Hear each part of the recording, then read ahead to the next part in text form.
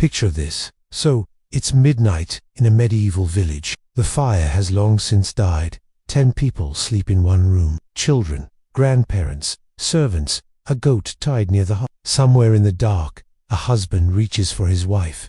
Slowly, silently. In most medieval homes, even the word room was a luxury. What we'd call a single room today was often the entire house. A packed rectangle of wooden orb, or in northern lands, a dark long house of stone, turf, or will with a central fire pit and a hole in the roof for smoke. In court records from 14th century Yorkshire, a wife was accused of lying with her husband behind the bread oven because her family home had no other space, as church teaching demanded the marriage debt be paid regularly. Many couples did what they could with blankets pulled high, voices low, and a silent understanding that everyone else heard everything. Couples learned to read the rhythm of the room when the baby was asleep. They didn't block sound, but they created the illusion of space. The Forester bed with heavy drapes on all sides became more than a piece of furniture. Intimacy in the medieval home was not spontaneous. It was strategized. In households with servants, one might feign illness to send them away.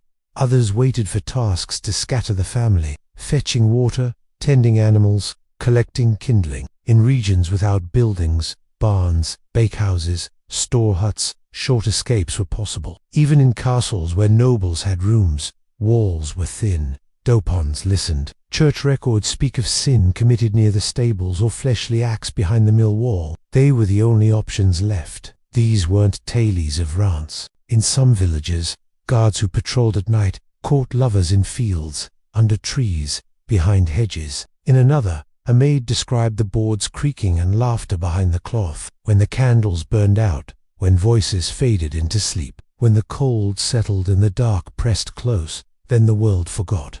Moments that made the struggle worth bearing. Her husband kissed his wife's fingers as frost gathered on the window. In wealthier households, the one-room structure gave way to separate chambers, a hall for guests, a kitchen for work. Glass, once rare, began to close the open window. They held hands behind woven mats, whispered under blankets, loved without doors or distance. And somehow, despite the cold, the noise, the constant nearness of others, they loved deeply, quietly, persistently, not because they had privacy, but because they needed each other more than they needed comfort. They loved not, despite discomfort, but through it. Love didn't thrive in those homes because the conditions were ideal. It survived because two people chose to see brick replaced will. And as privacy became structure, intimacy found a new place to breathe without shame, without witness, without interruption. In our world today, we can close a door, we can switch off a light, but too often we close the heart as well. Walls were built not just for shelter,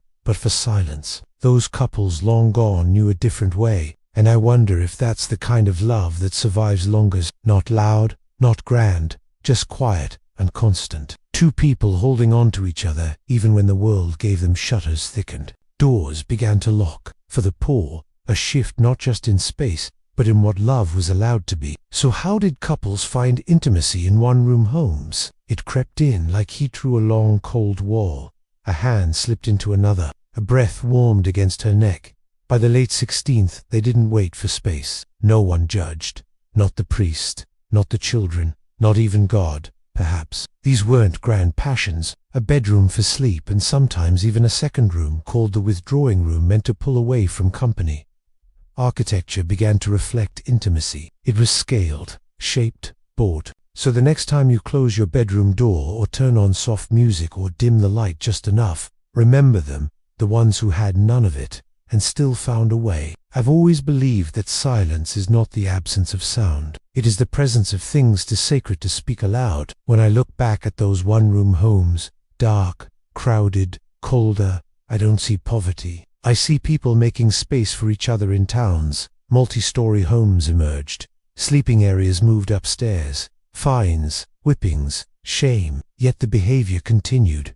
For married couples, it wasn't always sin. It was survival. And then there was timing. In winter, fireplaces were added to bedrooms. It was regulated, observed, judged. Her mother reached across the straw to where her partner lay, just to know he was still there. The law added pressure. There in that hush, love endured. Not with fire, not with poetry, but with patience and stillness, and the darkness for once kept its promise to cover, not condemn. Privacy didn't arrive overnight. There, in silence, couples found slivers of tenderness, words whispered so softly even the mice beneath the straw couldn't hear. No one saw. In monasteries and homes had thin walls, floors creaked, and people listened. Sometimes it was malice, sometimes curiosity, but always someone new. And so, intimacy was never just between two. It was a quiet rebellion against judgment, against shame, against the ever-present ear pressed to the timber wall. But in the punishment followed. If a home was too full, too loud, too narrow, then love had to gossip, traveled, and so privacy was never absolute. One 15th century record from Norfolk tells of a couple who lay together on a sack of wheat behind the granary door while the house was filled with guests. The details are stark and yet quietly heroic, because in a world built against privacy, every act of closeness was an act of defiance. Medieval intimacy was never just a private matter. In another, it was never free. The church spoke often of sex, but rarely of love. A fire could warm a chamber, and only wealth could silence the rest of the house. What happens when even curtains fail? You leave the house. Parents waited until children slept or until the room fell. These became secret havens, a corner behind sacks of barley, a shadowed wall near the coop. They weren't romantic. They were stolen. Moments carved from noise and motion. When the neighbor had gone to market, when the fire was low and footsteps outside had faded. Confession manuals from the 13th century instructed priests to ask couples whether they had embraced with excessive fondness or spoken wanton words while others slept nearby. Guilt was measured not only by action but by setting. Fornication, adultery, even unseemly behavior could be brought before ecclesiastical courts. Some communities even watched, and these courts the first night of marriage rarely meant privacy. Silence became a tool, a language, a promise. There the lord and lady could retreat, a door, a lock, even a chimney, and perhaps for the first time a spadia, where love could unfold without witnesses. Inventories from 14th century Kent show the separate bedchambers with curtains, linen sheets, and even small chests for personal items. In contrast, the cotter and the villain still slept by the hearth beside the cradle under a thatched roof. A table by day became a bed by night. No pillows, no partitions, and certainly no doors to shut. Words were risky, but a glance, a shared look at dusk, that was enough, and left small signs. A turned-up shoe, a lantern, there was barely room to stretch. And yet, this was the stage on which marriage was lived. It was a room within a room, a cave of warmth, a space where touch and breath could belong to two people, not 10. Still, most families made do with less. These weren't delicate veils. They were thick woolen cloths, sometimes patched, sometimes lined with fur strung across beams or nailed into rafters. People slept longer, and in that slow descent into cold and stillness, couples found their narrow window. No doors, no locks, but still, somehow a flicker of privacy survived.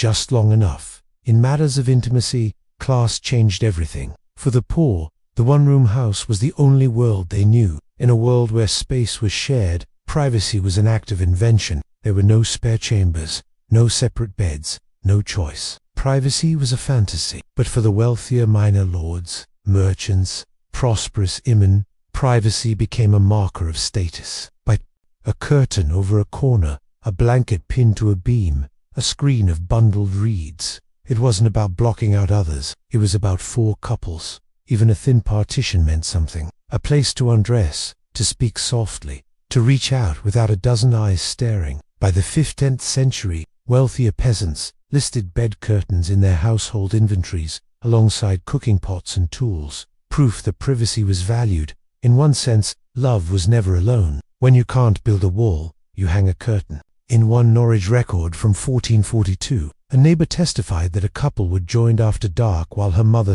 in homes where timber was scarce and stone was cold. Fabric became the only barrier. In another case from Essex, a servant claimed she overheard her master and mistress each night without fail, separated by only a hanging cloth. Sexual relations, expected within marriage, had to be timed, hidden, or endured silently. Rural homes remained crowded, but even their small steps appeared. Inside lived everyone. Parents, children, grandparents, maybe a cousin, maybe a servant mid, maybe a cow. There are no walls, no bed sheets, no privacy, just a pile of straw and the weight of everyone listening. So, how did love survive in a world where there was nowhere to be alone, where love tried to breathe in stale air and couples tried to find each other in the dark? Marriage did not come with solitude, it came with company. Even after wedding vows were spoken and meals shared, in fact, it was often the opposite. Ceremonial bedding customs required witnesses to see the couple to bed to confirm, and when the body still yearned, when desire whispered louder than shame, where did intimacy go to hide? There were no bedrooms, floor covered with coarse wool. According to 13th century land records, the majority of English peasants lived in homes with one heated space. These were called aul, open halls. Probate inventories describe one bed for all as normal, not exceptional. Day and night blurred together, and in winter the family huddled close, not for comfort, but for survival. There was no privacy, consummation, but for most, intimacy had no ceremony, just obstacles, quiet. Some waited for market days when the house would briefly empty. Others did not wait at all, between body and gaze, even if rare. In towns, apprentices often shared sleeping quarters, but the master and his wife claimed the only curtained bed, holding in something of their own, placed in a certain spot to signal readiness or caution. Darkness fell early, the house quieted sooner. The late medieval period, some homes included a solar, an upper room reserved for sleeping away from the main hall. Nunneries, intimacy was forbidden, yet hidden corners and confessionals still tell silent stories, places where the cold bit hard, but no one watched. Travel, even if that meant mud or hay, or the bitter wind of early spring. Within marriage, intimacy was permitted, even expected, but only for procreation. Desire without intent to conceive. Suspicious, lust even between spouses. Dangerous, thrived on what others heard. And the night offered something rare, not privacy, but mercy. There were small mercies. Change was visible in blueprints. Change came slower. They made it. They carved out privacy with curtains, with glances, with the rhythm of daily life. Only each other, even with the world around them. And maybe in some ways that's what made it last, when there was no space to give, a touch when no one could look,